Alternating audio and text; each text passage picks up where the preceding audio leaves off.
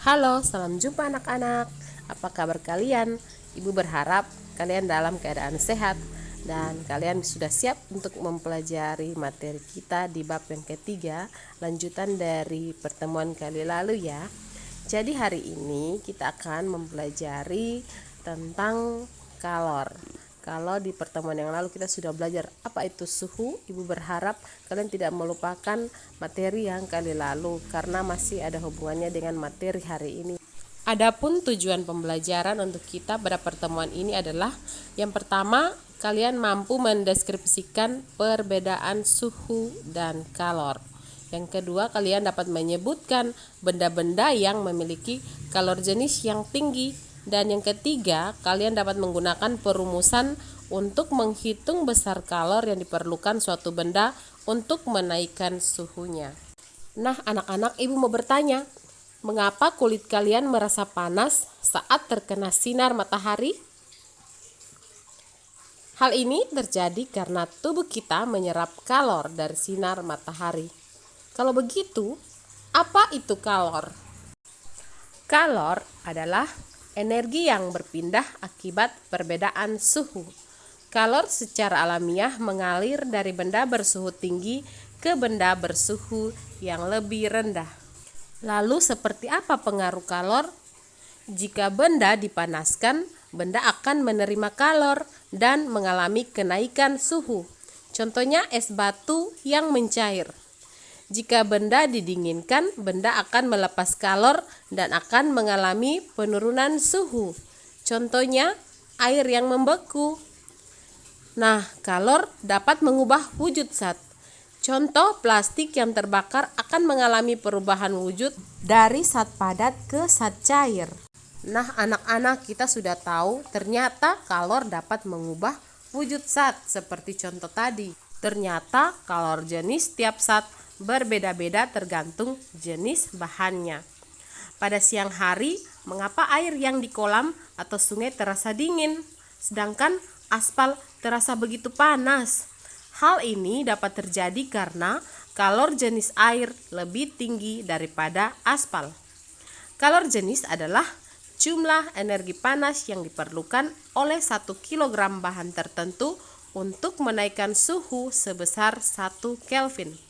Kalor jenis air yang lebih tinggi daripada aspal menyebabkan air mampu menyerap kalor lebih banyak dengan hanya sedikit perubahan suhu. Akibatnya air terasa lebih dingin sedangkan aspal terasa lebih panas. Anak-anak, selanjutnya kita akan melihat tabel tentang kalor jenis setiap zat yang berbeda-beda tergantung dari jenis bahannya. Selanjutnya kita masuk pada rumus perhitungan kalor. Kalor yang diterima atau dilepaskan memenuhi persamaan berikut ini. Q sama dengan M dikali C dikali delta T, atau kalor sama dengan massa zat dikali kalor jenis dikali perubahan suhu, di mana delta T atau perubahan suhu didapat dari T2 atau suhu akhir dikurangi T1 atau suhu awal. Anak-anak, berikut ini ada 2 contoh soal untuk kalian agar kalian bisa menggunakan rumus perhitungan kalor. Yang pertama itu, Nisa memanaskan 50 gram air dari suhu 25 derajat Celcius sampai suhu 90 derajat Celcius. Jika kalor jenis airnya adalah 1 kalori per gram derajat Celcius, tentukan jumlah kalor yang diperlukan. Soal yang kedua, daging sapi bermassa 10 kg dimasukkan ke kulkas sehingga mengalami perubahan suhu dari 27 derajat Celcius menjadi minus 10 derajat Celcius. Jika kalor jenis dagingnya adalah 3.500 joule per kilogram kalori, tentukanlah besar kalor yang dilepaskan daging tersebut. Nah, itu sudah lengkap dengan penyelesaiannya dan rumusnya di dalamnya. Silakan anak-anak pelajari ya untuk membantu kalian dalam mengerjakan soal yang akan diberikan pada LKPD nanti. Selanjutnya kita beralih pada perpindahan kalor. Anak-anak, untuk perpindahan kalor ini yang pertama ada konduksi. Konduksi merupakan perpindahan kalor yang tidak disertai partikel-partikel zatnya. Contohnya seperti pada gambar, panas yang berpindah di sebatang besi.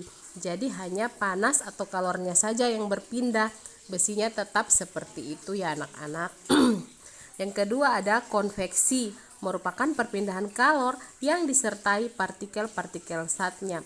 Ini terjadi pada zat cair dan zat gas. Contohnya ketika air dipanaskan, air yang awalnya tadi tenang, nah ketika diberikan kalor atau menerima kalor, lama-lama dia akan bergetar atau bergerak, dan kalau sudah mendidih kadang dia tumpah. Nah itu karena apa? Karena bukan hanya kalor saja yang berpindah, tetapi juga disertai dengan partikel-partikel zatnya juga.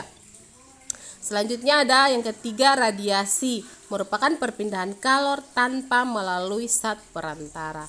Nah ini contohnya anak-anak adalah ketika panas dari matahari sampai ke bumi, seperti itu. Jadi tanpa ada perantara, tapi itu akan terasa di kulit kita, terasa menyengat, dan pakaian juga akan kering walaupun tanpa perantara, ya terkena sinar matahari saja.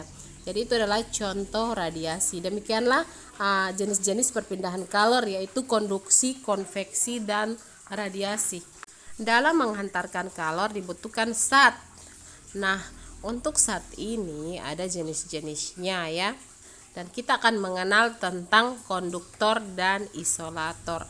Apa itu konduktor? Konduktor adalah zat yang menghantarkan kalor dengan baik. Contohnya adalah besi dan tembaga. Sedangkan isolator adalah zat yang tidak dapat menghantarkan kalor dengan baik. Contohnya di sini ada kayu, kain, dan karet. Anak-anak, demikian materi kalor untuk pertemuan kali ini. Ibu berharap kalian sudah tahu ya apa itu perbedaan suhu dan kalor. Kalian juga sudah bisa menyebutkan benda-benda yang memiliki kalor jenis yang tinggi dan bagaimana cara menggunakan rumus untuk menghitung besar kalor yang diperlukan suatu benda untuk menaikkan suhunya. Jadi materi kita sudah berakhir. Jangan lupa juga tentang perpindahan kalor, yaitu konduksi, konveksi, dan radiasi, serta apa itu konduktor, apa itu isolator, dan apa saja yang termasuk di dalam zat-zat yang mampu menghantarkan kalor dengan baik dan zat-zat yang tidak dapat menghantarkan kalor dengan baik. Sekian dan terima kasih.